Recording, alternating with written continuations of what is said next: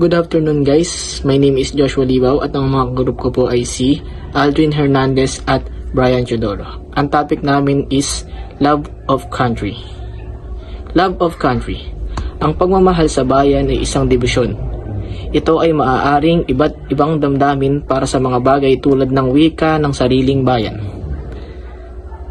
At maipapakita ang pagmamahal sa bayan sa aspetong etniko, kultura, political at historical. Next is country. Ang country ay pangalan ng mga bansa na kung saan makikilala ang bansa tulad ng Philippines. Philippines is from the name of King Philip II in the 16th century. Next is state of government. Ang himansaan o estado ay isang uri ng kaayusan ng pamahalaan na binubuo ng isang pamayanang pampolitika na nakatira sa ilalim ng isang sistema ng pamahalaan. Ang mga estado ay maaari o di maaaring malaya. Next is state of nature. The state of nature is the existence of people without an overseeing authority. When we say state of nature, we are talking about society without rules, politics, and government. In this state, the people are free to do what they please with no defined duties or obligation. Next is type of government. There are many types of governments, pero ang pinaka-common type is democracy, na kung saan malaya mamili ng mamumuno sa isang bansa sa pamamagitan ng eleksyon. Next is democracy and communist. Katulad ng sinabi ko kanina, ang democracy ay isang paraan ng pamamahala na nakasalalay sa kagustuhan ng mga tao. Communist, sa sistemang ito, ang mga individual na tao ay walang sariling lupa, pabrika o makinarya, sa halip pagmamay-ari ng gobyerno o ng buong komunidad ang mga bagay na ito. Duty of the state. State have the legal obligation to protect and promote human rights, including the right to social security, and ensure that people can realize their right without discrimination. The overall responsibility of the state include ensuring the due provision of benefits according to clear and transparent eligibility criteria and entitlements, and the proper administration of the institution and service. Where benefits and service are not provided directly by public institution, the effective enforcement of the legislative framework is particularly important for the provision of benefits and service. Dito, sa duty of the state, sila yung nangangasiwa at sila yung may obligasyon na protektahan mga karapatan natin at karapatan sa panlipunang seguridad. Siyempre, ang bawat estado ay tungkulin din nila kapayapaan o kaayusan ng ating bansa. Sila din ang may tungkulin na ayusin ang mga di pagkakaunawaan sa ibang bansa, siyempre sa pamamagitan ng maayos na pag-uusap para rin mapalaganap ang kapayapaan at kaayusan ng ating bansa. Duty of citizen. A duty is also called an obligation, is something that a citizen is required to do by law. Example of duties obligation are obeying law, paying taxes, defending the nation, and serving on juries, rule of law. Everyone is under the law. To obey the law, you must know the law. Bilang isang mamamayan, kailangan marunong tayong sumunod sa batas. Ang batas ay mahigpit na pinapatupad upang mailagay sa kaayusan ng ating lipunan. Pagbabayad ng tamang buwis.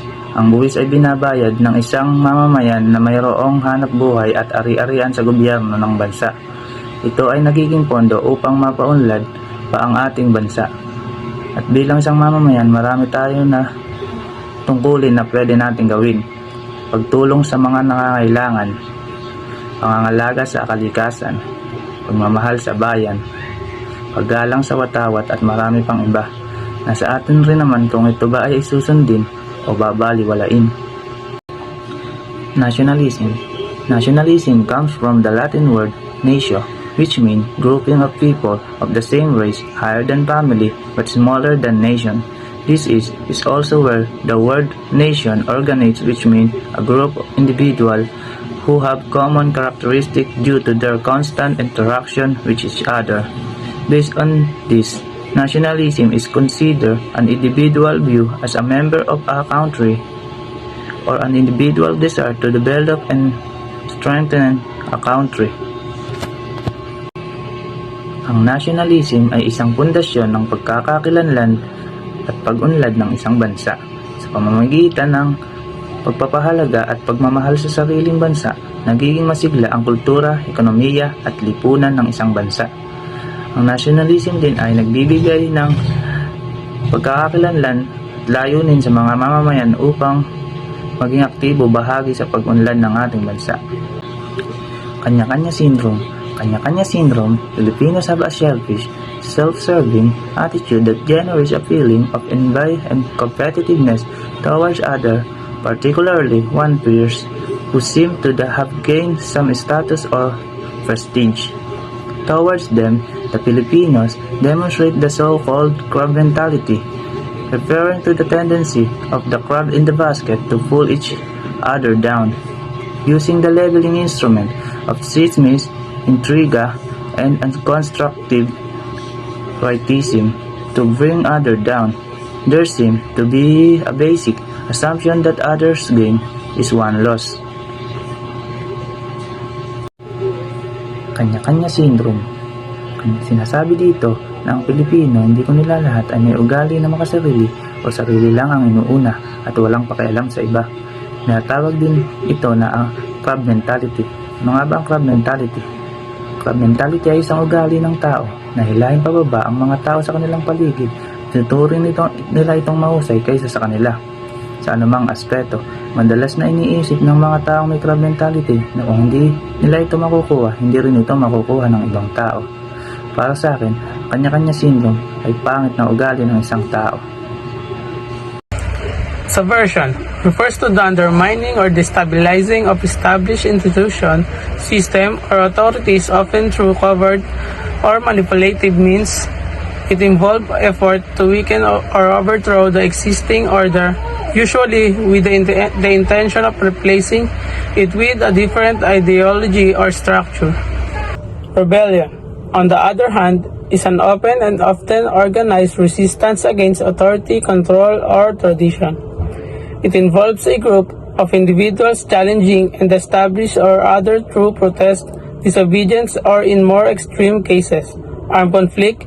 Rebellion is a visible and attractive expression of the dissent against existing norm or authorities. Coup d'etat is immunity or disobedience to lawfully constitute authority. In a democratic structure like ours, a coup d'etat is an attempt to grab power from the people themselves, since such power resides on the people and on no one else. Internationalism might refer to the idea that love and allegiance can transcend national boundaries. It emphasizes the interconnectedness of individuals from different countries and cultures. This perspective suggests that a love and loyalty can extend beyond borders, fostering a sense of unity and shared humanity, and encourage people to appreciate diversity, embrace cross-cultural relationships, and work towards a more globally harmonious world. Internationalism indicates love, sympathy, and cooperation among all the people of the world. Nationalism does not include other people and races. It is in fact a step toward genuine brotherhood. It may manifest as a sense of loyalty and commitment to the values, cultures, and traditions of the specific country. International understanding refers to the development of that insight and attitude in the individuals who are rising above their own selfish and narrow interests, find out the valuable item in all other cultures beside their own, acquisition of knowledge, understanding, and feeling about world nations, world cultures, world societies, and world arts, world poems, and world's natural resources is said to be the world-mindedness. or international understanding. In short, international understanding means a sense of world citizenship. Such a sense emphasizes that all human beings are members of the world family. Thus, internationalism is the feeling that individuals is not only a member of his country, but also a citizen of the world. Internationalisms indicate love, sympathy, and cooperation among all the people of the world. Here are some of the needs of the international understanding. The need for international understanding. 1. To ensure world peace. 2. To prevent world wars. 3. To promote human welfare. 4. To promote mutual understanding and independence. 5. To promote and transmit culture.